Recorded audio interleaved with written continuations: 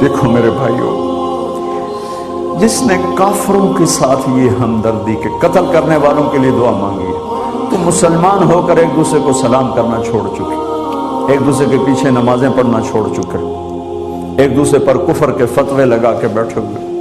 مجھے بتاؤ تم میرے نبی کے ساتھ کیا کر رہے؟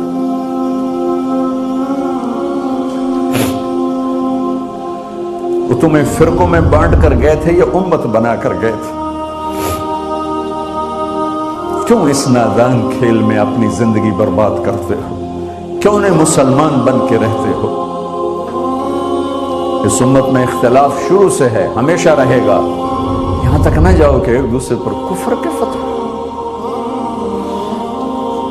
جنت میں کون جائے گا؟